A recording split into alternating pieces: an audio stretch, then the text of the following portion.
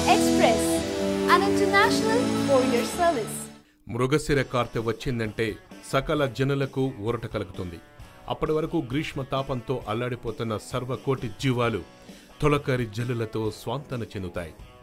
రోహిణీ కార్తెలో రోళ్లు పగిలే ఎండలు కాస్తాయి. ఆ తర్వాత మృగశిర కార్తె వస్తుంది. ఋతుపవనాల రాకను మృగశిర కార్తె ఆహ్వానిస్తుంది. చంద్రుడు ఏ నక్షత్రంలో ప్రవేశిస్తే ఆ రాశి ప్రారంభమవుతుంది. జింకతల కలిగి ఉండటంతో ఈ కార్తెను మృగశిర కార్తెగా వ్యవహరిస్తారు. ఈ మృగశిర కార్తె మన దేశంపై ప్రముఖంగా విశేష ప్రభావం చూపిస్తుంది. ఎందుకంటే ఈ రాశిలోనే నైరుతి ఋతుపవనాలు భారత్లోకి ప్రవేశిస్తాయి. అప్పటి వరకు నిప్పులు చెలరేగిన భానుడి కిరణాలు నల్లటి మేఘాల ప్రభావంతో చల్లబడతాయి.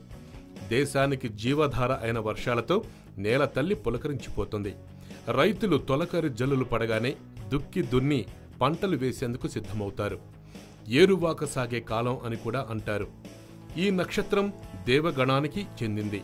అధిపతి కుజుడు, రాశి అధిపతులు శుక్రుడు, బుధుడు. ఈ నక్షత్రంలో జన్మించిన వారు ఎంతో అదృష్టం కలిగి ఉంటారట. మృగశిర నుంచి వాతావరణంలో అనేక మార్పులు వస్తాయి. గాలిలో తేమ శాతం పెరిగి ఆస్తమా వ్యాధిగ్రస్తులపై ప్రభావం చూపుతుంది. అందువల్లే మృగశిర రోజే ఆస్తమా బాధితులకు చేప మందును పంపిణీ చేస్తారు. అలాగే మృగశిరలో చాలా మంది చేపలను తినడం ఆనవాయితీగా చేసుకున్నారు.